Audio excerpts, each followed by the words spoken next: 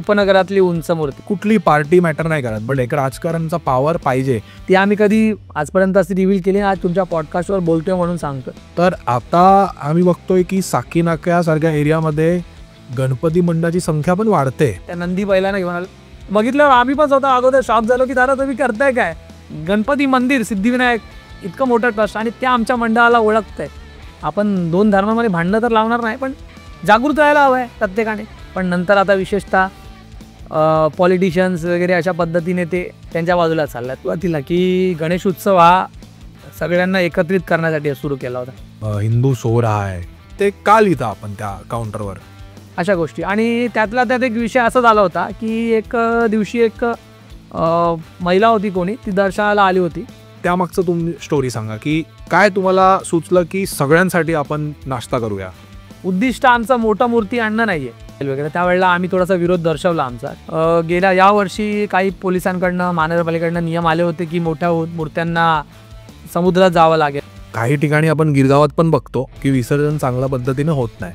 दुसरी अट, मी जेव्हा काम करायला सुरू करेन त्यावेळेला मला तिथे मंडळातनं कोणीही नको आहे. जुन्या लोकांची काय विचारधारा असते, सगळ्या गोष्टी नियमित झाल्या पाहिजेत असं. एखादा मोठं स्ट्रक्चर उभं करायचं ती मोठी जबाबदारी पण असते. पहिली मूर्ती आपली कृणादादांनी खूप वर्षी घडवलेली आहे, नंतर सिद्धेशदादांनी घडवली, नंतर परत कृणादादांनी घडवली. तर चेंज करायचं काय रिझन होतं.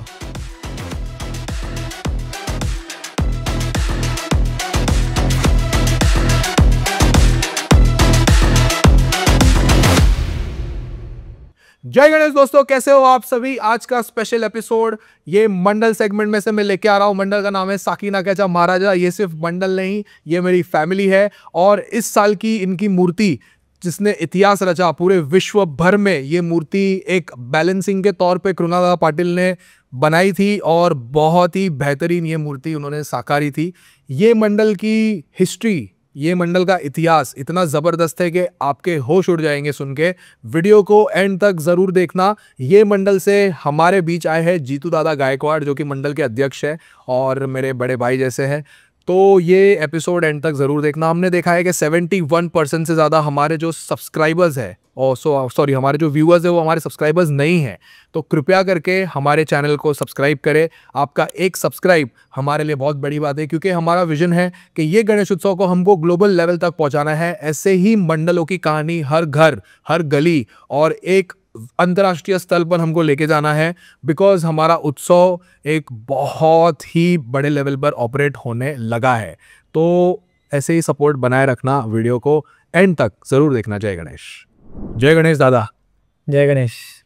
तुमचे हार्दिक स्वागत TGBवर, द गणेशोत्सव पॉडकास्टवर. कसं वाटते हो. खूपच भारी. तर दादा, साकीनाक्याचा महाराजा याचा इतिहास कोणालाही माहिती नाही आहे. तर साकीनाक्याच्या महाराजाचा इतिहास खूप मोठा आहे. तर आमची ऑडियन्सला, आमची उत्सवची ऑडियन्स आहे, त्यांना थोडक्यात आपला इतिहास सांगा की साकीनाक्याचा महाराजाचा इतिहास काय आहे. सर्वप्रथम तुमच्या दर्शकाचा आणि तुमचं सर्वांचं खूप खूप आभार. आमच्या मंडळाला, आमच्या गणपती बाप्पाला, आमच्या सर्व टीमला भरपूर भरभरून प्रेम दिला, त्याबद्दल सर्वांचं मनपूर्वक आभार. साकीनाक्याचा महाराजा ही एक संकल्पना, म्हणजे सुरुवात साकीनाक्याच्या महाराजापासून झालीच नाही. मुळात प्रत्येक मंडळाची सुरुवात तशीच होते, तर त्याचप्रमाणे ही सुरुवात झाली आहे. तर एक छोट्याशा पाड्यात, एखादा पाडा म्हणजे आपण एक आदिवासी वस्ती असते, त्या वस्तीमध्ये एका छोट्या ठिकाणी गणेश उत्सव साजरा होत होता. आणि त्या साजरा होणाऱ्या उत्सवाला हळूहळू आज साकीनाक्याच्या महाराजाचं रूप घेतलेलं आहे.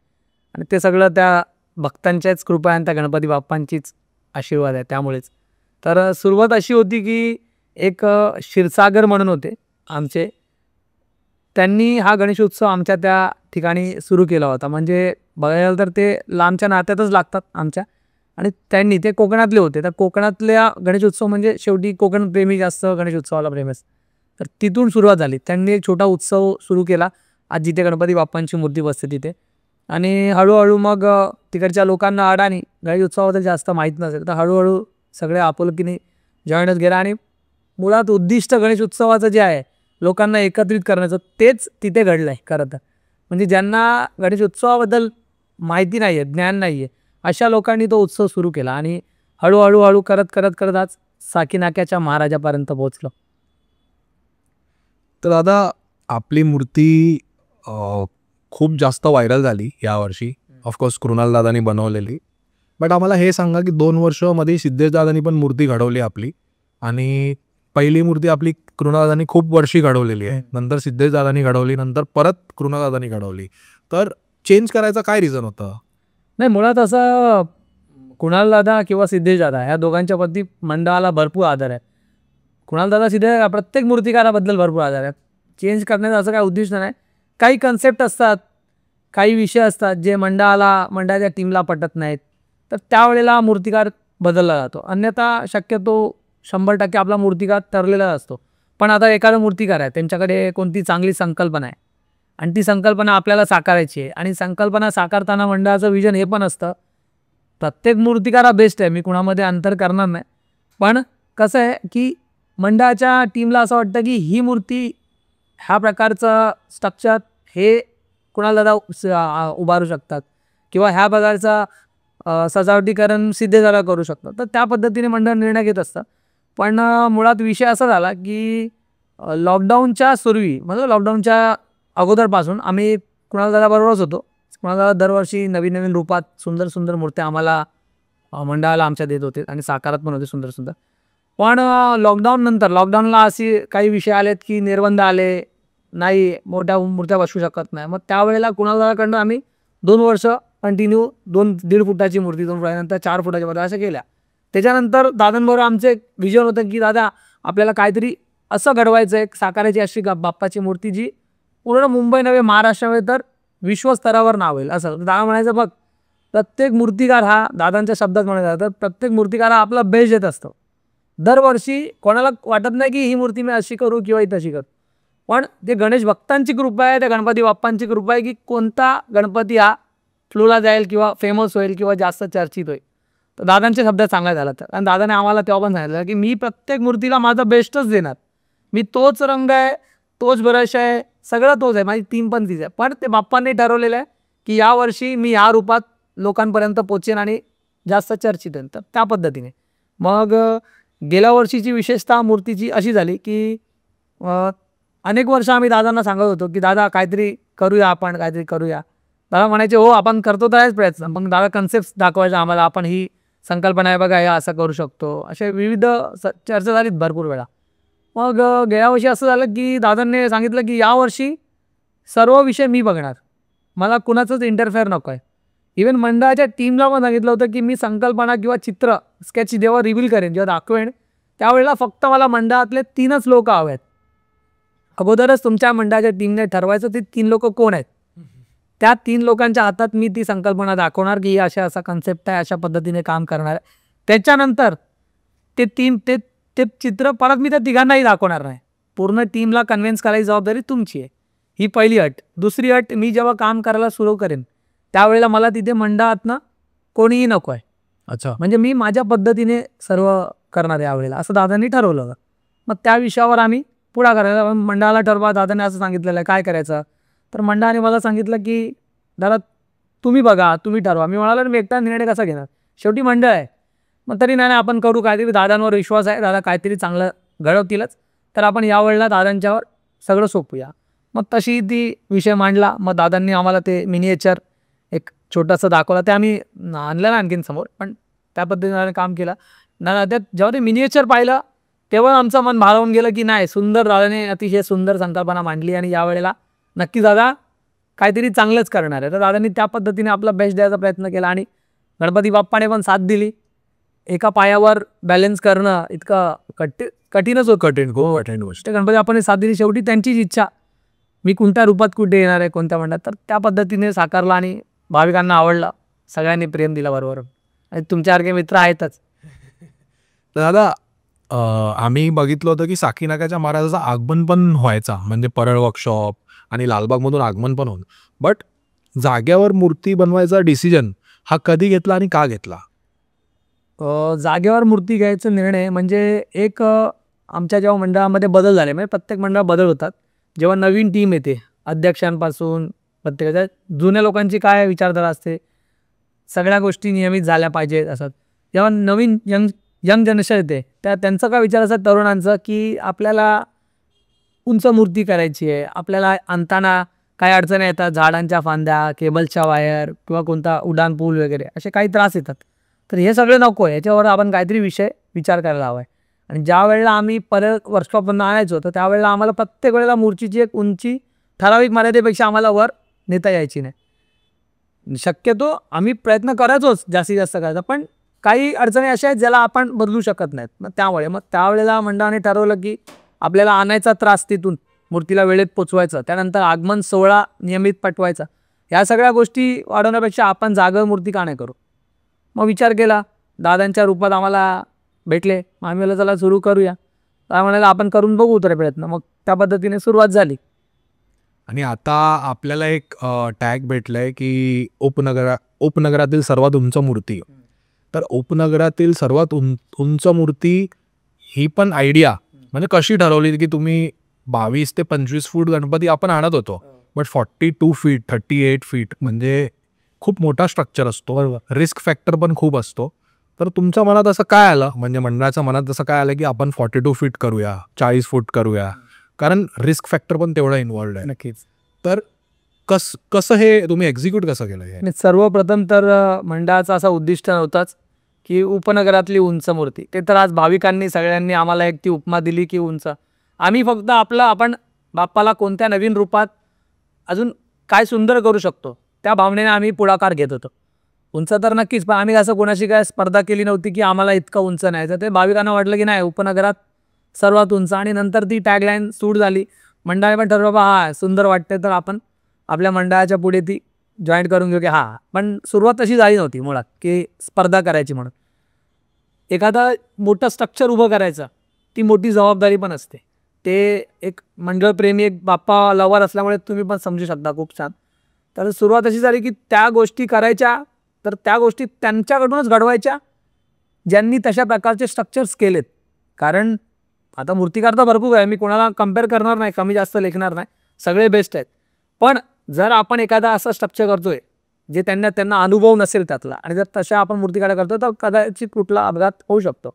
त्यामुळे आम्ही ती बेस्ट सगळ्या गोष्टी नियमित, चांगल्या क्वालिटी, चांगल्या दर्जेच्या आणि सगळ्या पद्धतशीर काम होईल असा विचार करूनच आम्ही तो पुढाकार घेतला. आणि घेतल्यानंतर पहिल्या वर्षी जेव्हा आम्ही उंच मूर्ती केली त्यावेळेला खरंच ती सगळ्या भाविकांना खूप आवडली. मग त्यांनीच सांगितलं की नाही उपनगरात सगळ्यात उंच उपनगरात. मग तिथून ते सुरू झालं की उपनगरात सर्वात उंच मूर्ती. मग त्यानंतर काय होतं, आता एक पाऊल मागे जाता येत नाहीये, कारण प्रत्येकाला दरवर्षी एक भावना असते की या वर्षी काय आहे आणि किती उंच आहे. कित्येकदा मी अनेक मंडळात जातो, मला तिकडची लोक म्हणतात दादा यावर्षी किती फूट आहे, विचारत नाही कोणत्या रूमात आहेत, दादा यावर्षी किती फूट आहे. म्हणजे हा प्रश्न आता ते मंडळाला स्वीकारावा लागला की हा शेवटी आपण उपनगरात उंच आहोतच. म्हणजे आता विचारणार लोक तर हे विचारणार की किती फूट आहे दादा यावर्षी, पुढच्या वर्षी किती फूट आहे, असं झालेलं आहे. तर आता आगमन तुम्ही चांगलं करता, फर्स्ट लुक पण तुम्ही चांगलं करता, बट विसर्जन पण तुम्ही चांगलं करता.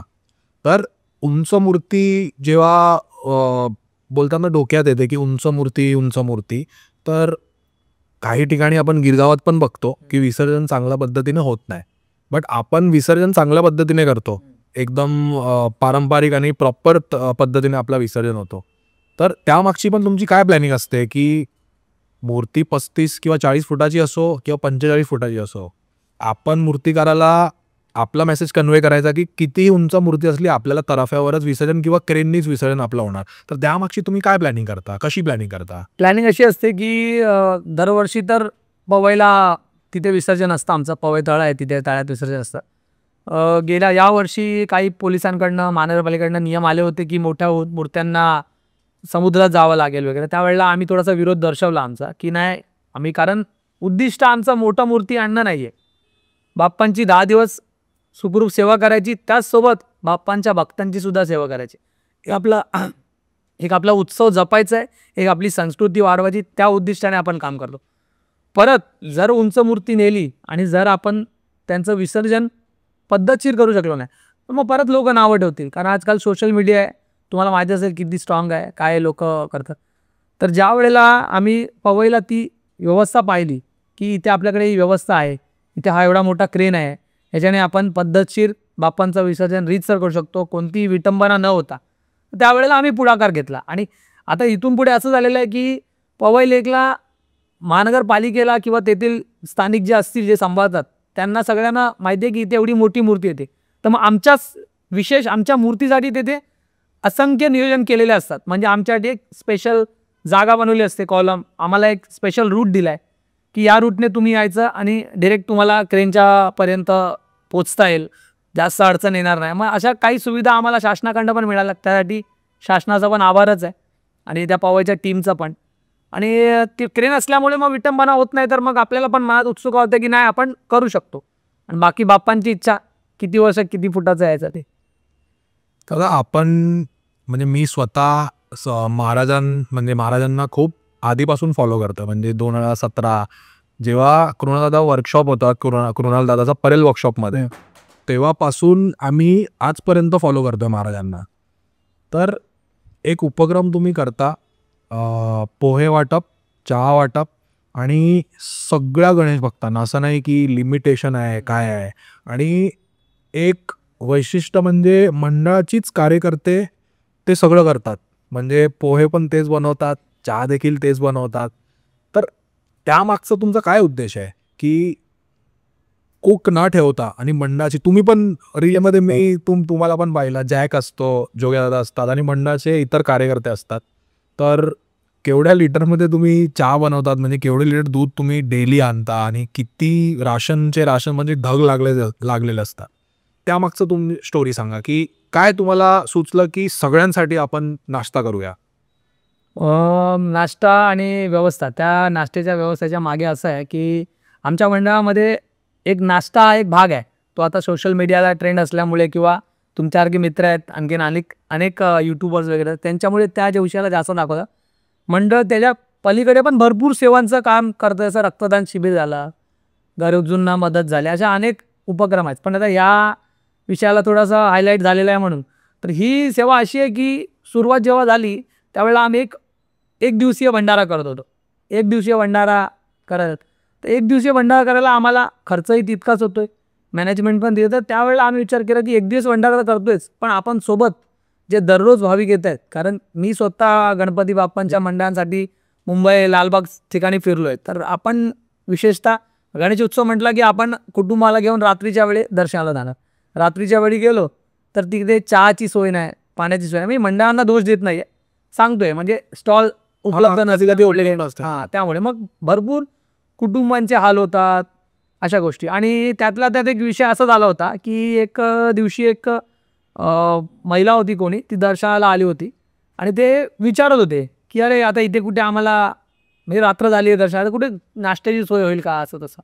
त्यावेळेला मंडळाने ह्या विषयावरती विचार केला की आज हे एक जण आहेत की शोधतायत नाश्ता किंवा काही छोट्या वस्तू उपलब्ध होते काय, तर जर मंडळाने ही विषय आपण जर इतका खर्च करतोच आहे, तर हा खर्च जर आपण डायव्हर्ट करून आपण जर लोकांची सेवा करू शकलो, नाश्ता आणि चहा देऊ शकलो, तर किती बरं होईल.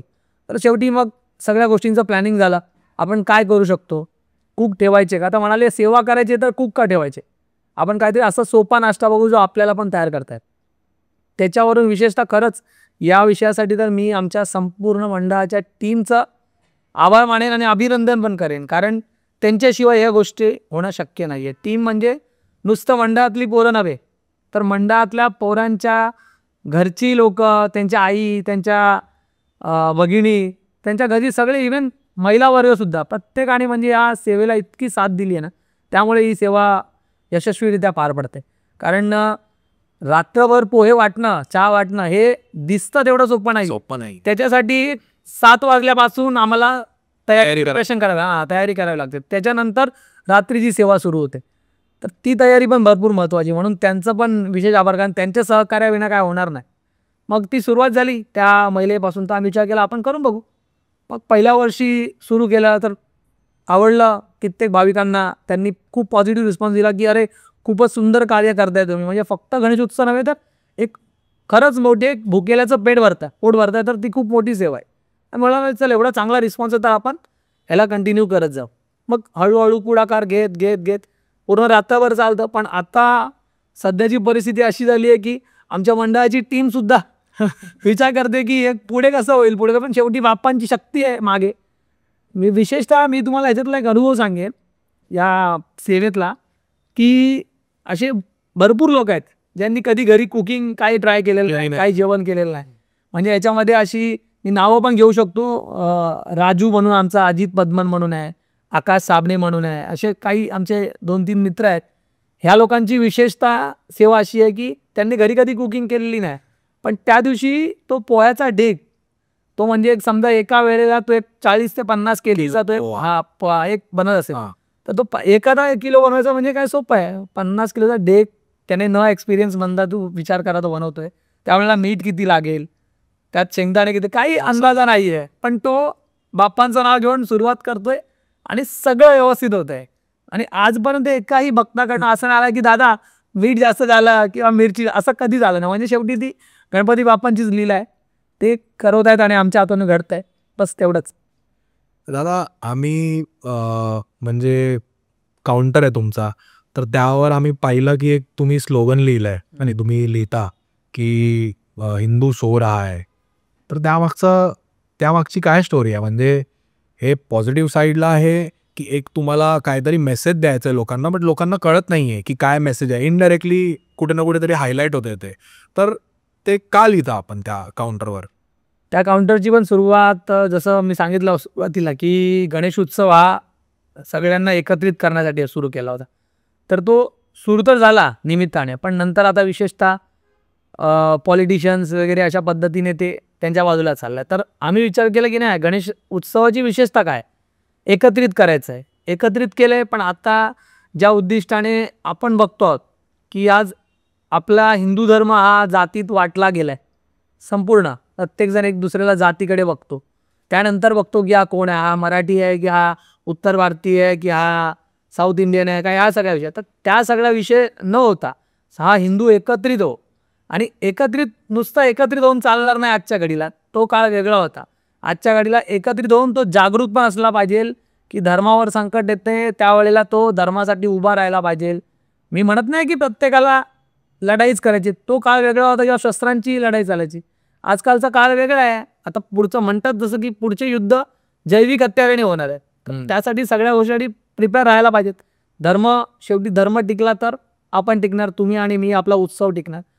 त्या उद्देशाने आपल्याकडे ज्या समाजाची लोक येतात, ज्या धर्माची लोक, सगळ्यांना एक मेसेज जावा की एकत्रित राहा, संघटित राहा आणि धर्म रक्षणासाठी किंवा धर्मासाठी जागरूक राहा, असा एक मेसेज देण्याच्या उद्दिष्टाच्या मागे आम्ही कृपया शांती राखे हिंदू सोर आहे, ते लोकांना एक टोमण्यासारखं आहे की अजून तुम्ही झोपलेले आहात, तुम्ही कधी जागे व्हाल. ते तशा उद्दिष्टाने मंडळाने एक छोटासा प्रयत्न केला आहे. सनातन धर्म म्हणजे एक खूप पवित्र आपला एक धर्म आहे, आणि आत्ताची जी पिढी आहे म्हणजे जेनझी पिढी बोलतात.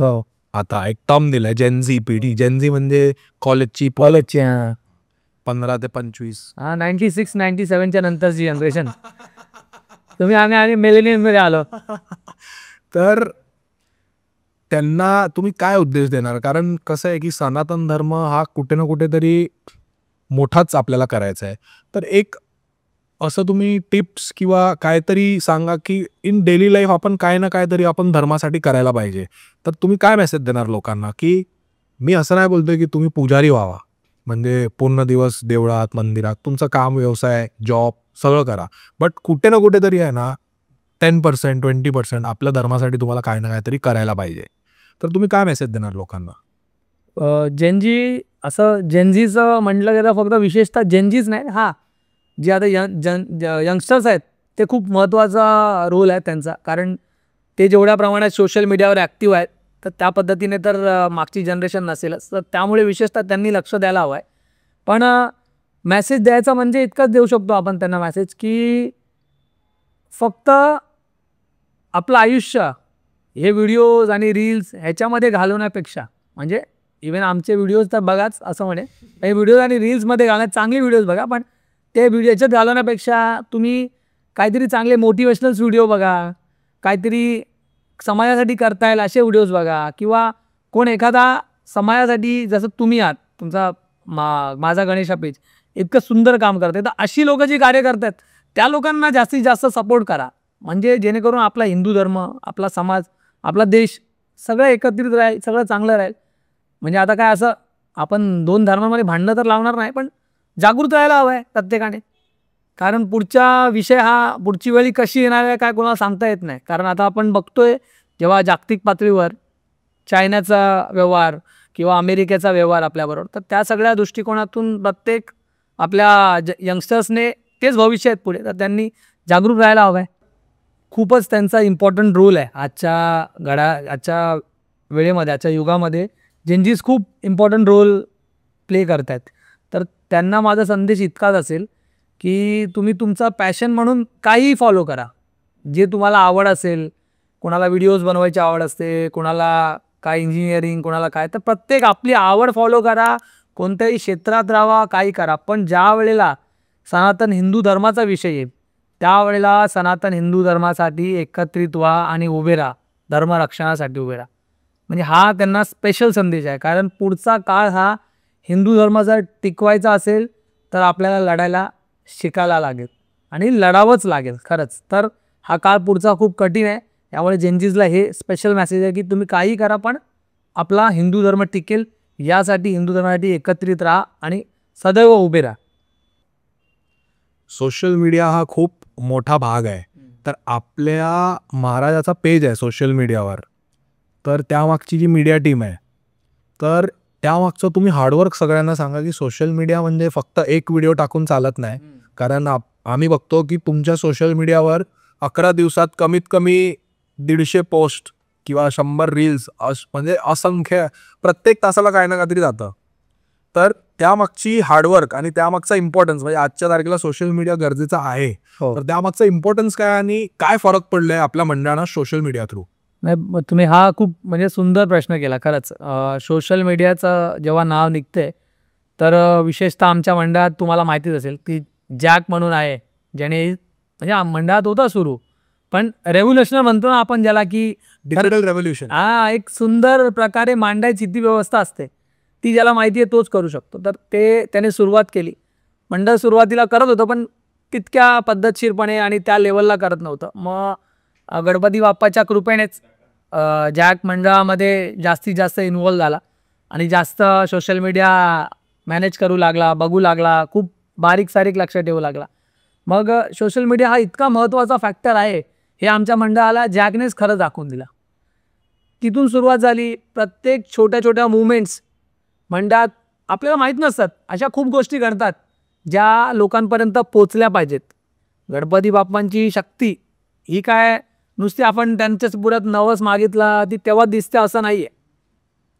तर अशा अनेक विषय आहेत जे छोट्या छोट्या गोष्टी होऊन जातात आणि त्या छोट्या छोट्या गोष्टी खूप महत्त्वाच्या आहेत सोशल मीडियात. तेव्हाच तुम्ही सोशल मीडिया पद्धतशीर मॅनेज करू शकता. तर सोशल मीडिया खरंच भरपूर स्ट्रॉंग आहे आणि सोशल मीडियानेच आमच्या मंडळाला आज एवढ्या लेवलवर घेऊन आलो की आम्ही आज माझ्या गणेशामध्ये येऊन बसलोय. तर खरंच सुंदर, म्हणजे एक अतिशय मनाला सुंदर चांगलं पण वाटतंय स्वतःवरती, मंडळावरती, की बाबा हा सुरुवात कशी झाली होती आणि आज एक मंडळ आपला चांगल्या एका लेवलला येऊन बसलंय. की आज कुठेही मी गेलो, इवन मुंबईला सुद्धा गेलो तर मुंबईची मंडळं पण मला म्हणतात.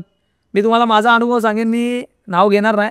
सिद्धिविनायक मंदिरामध्ये गेलो होतो दर्शनाला आणि जेव्हा दर्शनाला गेलो सिद्धिविनायक मंदिरामध्ये बसलो तेव्हा मला सिद्धिविनायकच्या टीममध्ये म्हणजे तिकडची लोक आहेत त्या लोकांनी मला एकाने विचारलं तुझं नाव काय म्हणून. तर मी सांगितलं की माझं नाव जितेंद्र गायकवाड आहे वगैरे वगैरे, कुठल्या साकी नाक्यात आलो.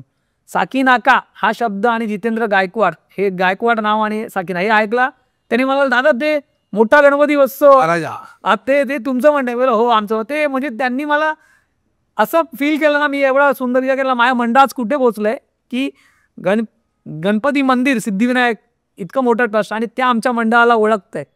मग त्यानंतर त्यांनी ज्या पद्धतीने मला म्हणजे विशेष अतिथी म्हणून प्राधान्य दिलं तर मला खरंच खूप बरं वाटलं. मग ते सगळं सोशल मीडियामुळेच झालेलं आहे. बाकी सगळी मंडळाच्या टीमची मेहनत आणि गणपती बाप्पांची कृपा. तर आता या वर्षाची प्रोसेस काय होती? म्हणजे आम्ही व्हिडिओ बघितले की आपल्या गणपतीचा स्ट्रक्चर नंदी बैल म्हणजे नंदी होतं, तर ते क्रेननी तुम्ही आणलं आणि कमीत कमी ती 18 ते 20 फूट विथमध्ये ही नंदी होती. तर हे सगळं पण म्हणजे हे सोपं नाही आहे, म्हणजे जितकं सोपं ते दिसतं ते आहे नाही. तर लोकांना हे माहिती नाही की बाबा कसं जॉईन होतं मूर्ती, म्हणजे तयारी करावी लागते आणि सगळं ऑन ग्राउंड मॅनेजमेंट पण करावं लागतं. तर लोकांना ना अनहर्ड किस्से सांगा की मूर्ती बनवताना काय काय घडतं आणि कशी कशी ती मूर्ती आपल्या जागेवर बनते. मूर्ती घडवण्याची मूर्ती घडवण्याच्या विषयावर जर आपण बोलायचं झालं तर विशेषतः आमच्या मंडळामध्ये मी आहे, आमची टीम आहे, सगळे लोक सगळ्या गोष्टी फायनल करतात. परंतु आमचे जोगेंद्र गायकवाड, तुम्हाला माहिती असेल, ते वाघ्या, हां, तर त्यांचं विशेषतः मूर्ती घडवण्यापासून म्हणजे मूर्ती ठरवण्यापासून संकल्पना ते मूर्ती घडेपर्यंत विशेष लक्ष असतं. म्हणजे की छोट्या छोट्या गोष्टी, बारीक बारीक गोष्टी, धोतर कोणतं नेसायला हवं आहे, दादा तुम्ही कडे कोणते करणार आहात बाप्पांना, दादा यावर्षी काय करणार आहात नवीन. इवन कुणाल दादा पण त्याला प्रत्येक वेळा, बाबा मी माझं काम करेन ना, तू तुझं काम कर, असं कित्येक वेळा होतं. तर असे खूप किस्से आहेत.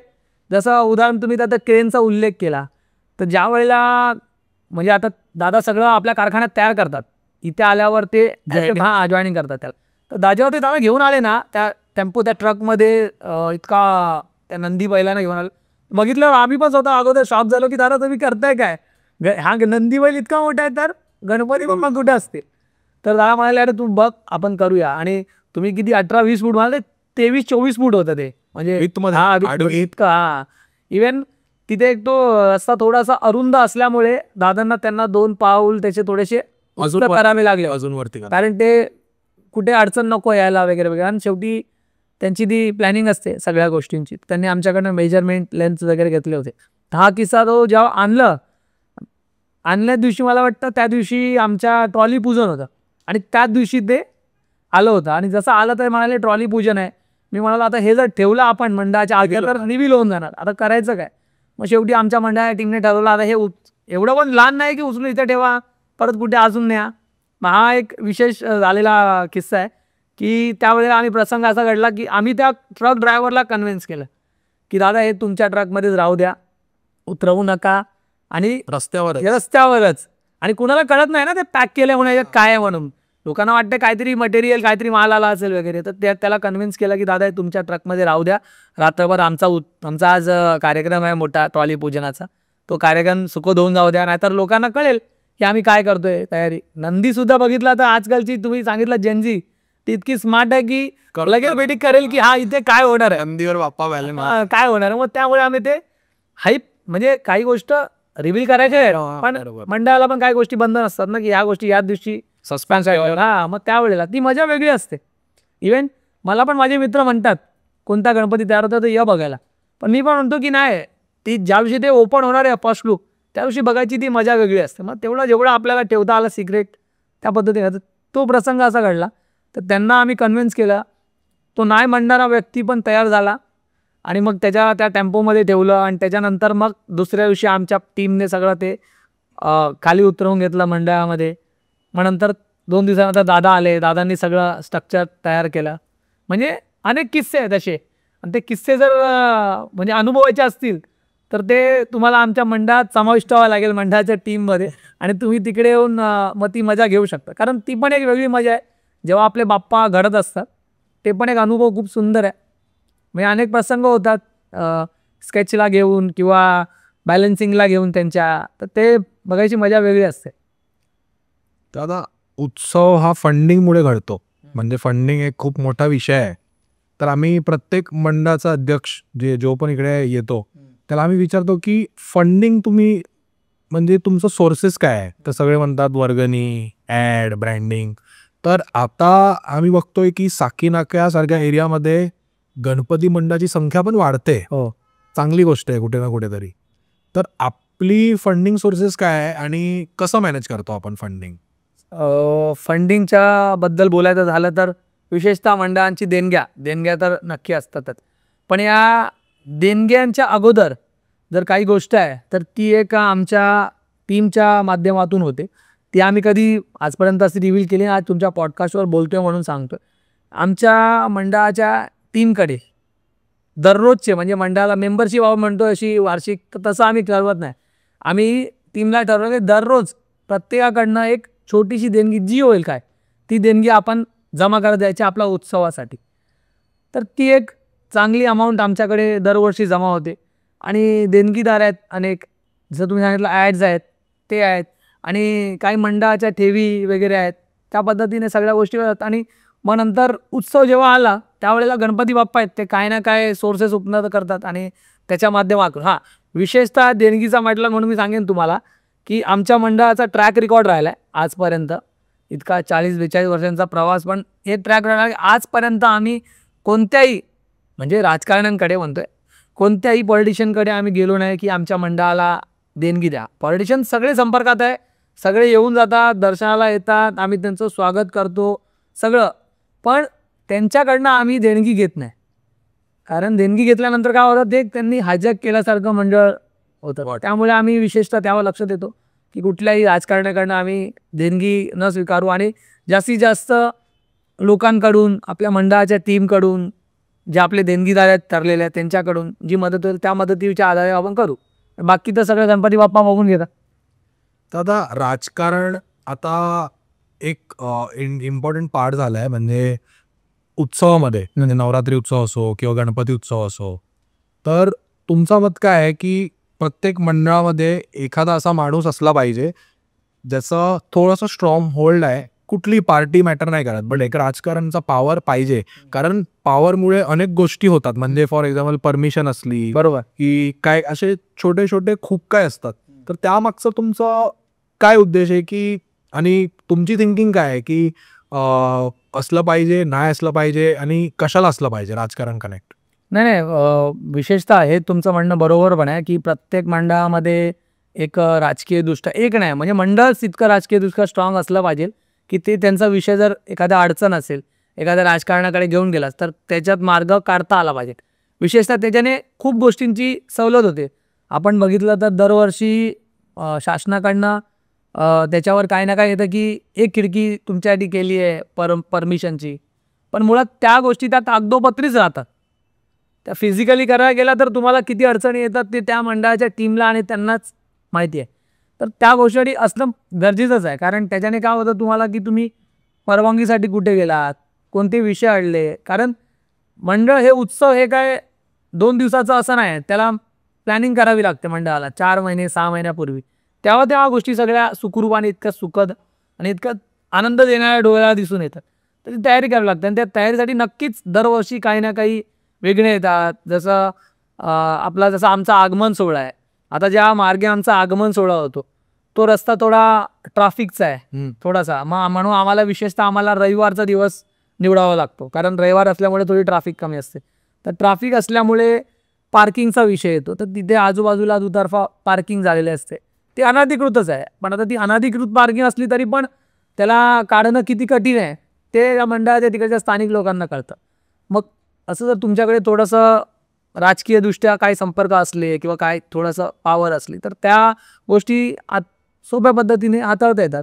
म्हणजे तुम्ही ट्रॅफिकचा विषय समजा किंवा आणखीन एक अनुभव सांगेन तर एक वर्ष आमचा रस्ता थोडा खराब होता, तर महानगरपालिकेच्या माध्यमातून आम्ही लवकरात लवकर तो करून घ्यायचा प्रयत्न केला.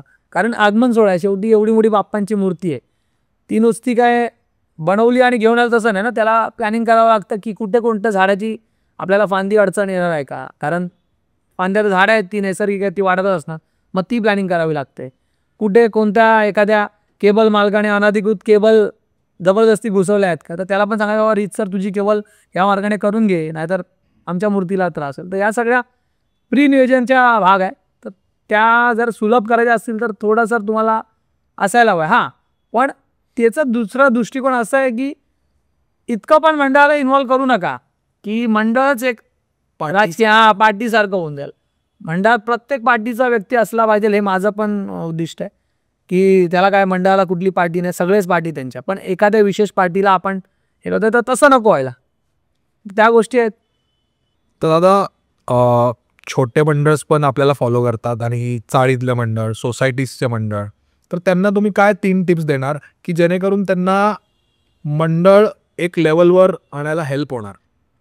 तर मंडळांचं बोललं झालं तर आता प्रत्येक मंडळाच्या कार्य करण्याची आपली एक पद्धत असते, त्यांची जागा, त्यांचा बजेट, त्यांच्या सगळ्या गोष्टींवर त्या गोष्टी अवलंबून असतात. तर त्यांनी विशेषतः असं करायला पाहिजे की सगळ्यात पहिला त्यांनी विचार करायला हवा की आपला बजेट किती आहे, त्या बजेटमध्ये ज्या गोष्टी होतील त्यापेक्षा 2 पैसे वाचतील ह्या गोष्टीवरती पहिला फोकस करा.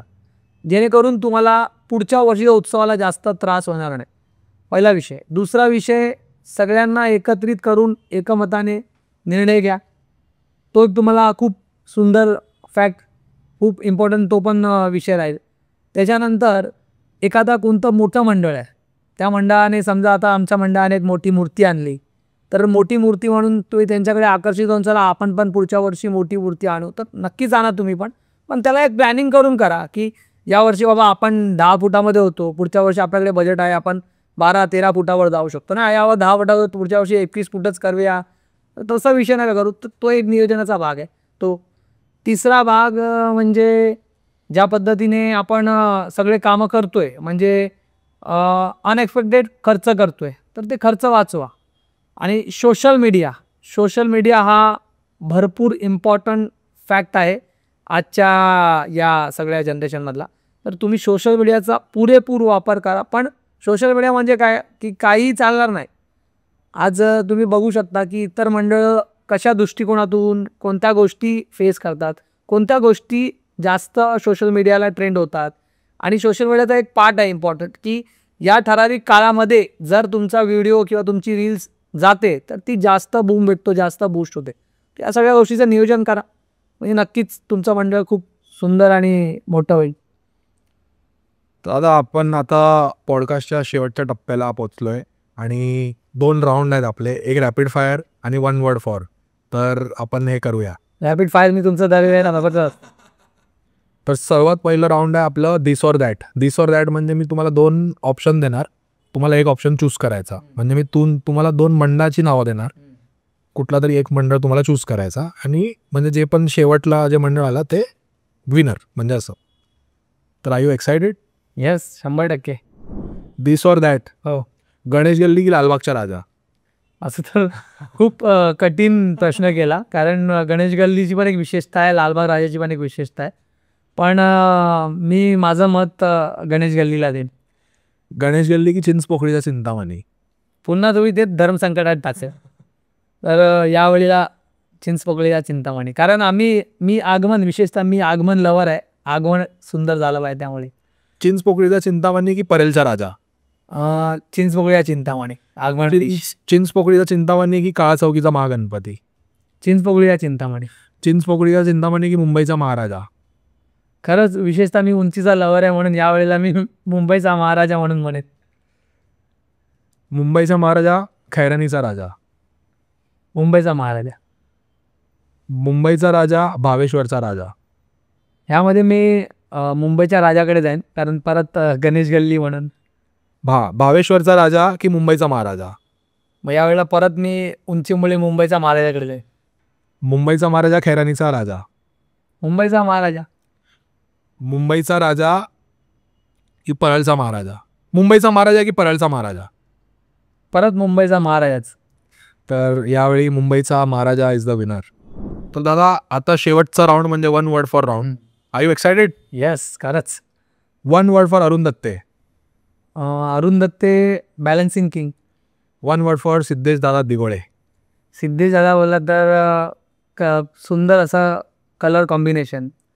1 word for Krunaldada Patil? King. फक्त त्यांच्यासाठी काहीच नाही, फक्त किंग. 1 वर्ड फॉर राजन जाड? युनिक फेस, सुंदर एकदम त्यांचा फेस असतं. आणि 1 वर्ड फॉर आकाशदादा तिरमल? ॲस्थेटिक. जसं म्हणतो आपण मूर्तीलान कीर्तिमान, तसं. आणि शेवटी म्हणजे 1 वर्ड फॉर माझा गणेशा? माझा गणेशा महाराष्ट्रातील उत्सवांचा brand ambassador. Thank you so much. मंडळ तुमचे आभारी आहे आणि थँक्यू इकडे आल्याबद्दल, तुम्ही वेळ दिल्याबद्दल. कसं वाटलं दादा येऊन इकडे? एक्सपिरियन्स कसं? खूप मजा आली आणि तुमच्याशी गप्पा, म्हणजे इतकं सुंदर तुमचा स्वभाव, इतकं असं तुम्हाला तर खूप चांगला ओळखतो आजपासून, पण खरंच गप्पा मारायला खूप मजा आली. प्रश्न पण खूप सुंदर होते आणि इकडचं ॲटमॉस्फिअर पण खूप छान होतं. म्हणजे अजून कॉन्फिडन्स बिल्ड झाला आणि एक प्राऊड पण वाटतं की माझा गणेशावर आज साकीनाका महाराजा येतोय, तर सुंदर वाटतंय. अनुभव पण चांगला आहे. असंच सपोर्ट राहू द्या आणि असंच आपल्याला उत्सव एक मोठ्या लेवलवर घेऊन जायचं. यस. जय गणेश. जय गणेश. जय गणेश. तर आता हा एक out of the box question आहे. जर एखाद्या सेलिब्रिटीला तुम्हाला बोलवायचं असेल साकीनाक्याच्या महाराजामध्ये, तर तो कोण सेलिब्रिटी असणार? सेलिब्रिटी म्हणजे एखादा चर्चित चेहरा तर साकीनाका महाराजा म्हणजे एक सेवेकरी मंडळ आहे जे सेवेला लक्ष देतं. त्यासाठी सर्व गणेश भक्तच म्हणजे आमच्यासाठी सेलिब्रिटी. गणेश भक्तच जास्तीत जास्त संख्येने आमच्याकडे येऊ आणि आमच्याकडून जास्तीत जास्त गणेश भक्तांची सेवा हो, हीच बाप्पांच्या चरणी प्रार्थना. एक खूप सुंदर तुम्ही एक उत्तर दिलं. आम्हाला पण खूप आवडलं आणि लोकांना पण खूप आवडेल आणि याची आम्ही रील टाकू अच्छा, इंस्टाग्रामवर. धन्यवाद. जय गणेश. जय गणेश. तो कैसा लगा आपको ये एपिसोड? उम्मीद करता हूँ कि आपने बहुत कुछ सीखा होगा और बहुत ही यहाँ पर जो अनहर्ड किस्से थे जो कभी साकीनाका के महाराजा के हैं वो हमको पता भी नहीं था. आज जीतू दादा ने हमको वो सारे किस्से यहाँ पर बताए हैं. बहुत ओपन टॉक्स हुए हैं. तो ऐसे ही एपिसोड के लिए लाइक शेयर और सब्सक्राइब ज़रूर करना और कमेंट में हमको बताना कि अगला गेस्ट टीजीपी पर कौन होना चाहिए. हम पूरी कोशिश करेंगे उनको हमारे पॉडकास्ट पे लाने की. ऐसे ही सपोर्ट बनाए रखना. जय गणेश. गणपती बाप्पा मोरया. महाराजाचा विजय असो.